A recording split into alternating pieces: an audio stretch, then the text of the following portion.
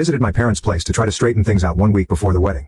I heard subdued voices coming from the side of the house as I got to the front door. Intrigued, I strolled to the garden and stopped in astonishment at what I saw there. Sarah and Tom were partly concealed behind a big plant. Locked in a passionate hug, they kissed firmly. Sarah's legs were wrapped around Tom's waist, his hand was beneath her top. They were completely absorbed in one another that they failed to even see me standing there. I thought I had been given a stomach punch. All the air left my lungs, and for a minute I was unable to move or talk. As the reality of what I was witnessing began to sink in, a powerful wave of anger and betrayal surged through me. My emotions overtook me and I found myself screaming, "What the hell is this?" My voice trembled, thick with the intensity of what I was feeling. The reaction from both of them was immediate.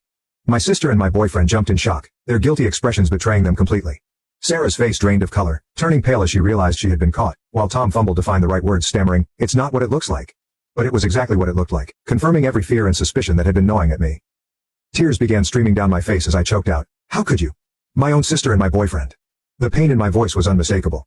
Sarah too began to cry, her voice quivering with regret as she tried to apologize. "I'm so sorry," she sobbed, struggling to explain. "We didn't mean for this to happen." But I couldn't stand to hear any of their excuses. The betrayal was too deep, too raw.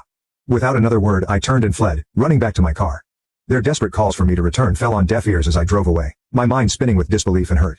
As I sped away, my phone began to ring repeatedly, first Tom, then Sarah, and finally my mom. I couldn't bring myself to answer any of them. The pain was too fresh, too overwhelming. When I finally arrived home, I felt numb. I immediately packed a bag with some clothes and the essentials I would need for a few days. I couldn't stay here, not after what had just happened. I sent Tom a final text message, simply stating, "We're done, don't try to contact me again." Then I turned off my phone, cutting off any further communication, and left. Now I'm writing this from a hotel room in a nearby city, unsure of what my next steps should be.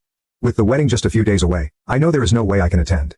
My relationship is shattered and the bond I once shared with my sister may be irreparably damaged by this betrayal. It feels as though my entire world has been turned upside down.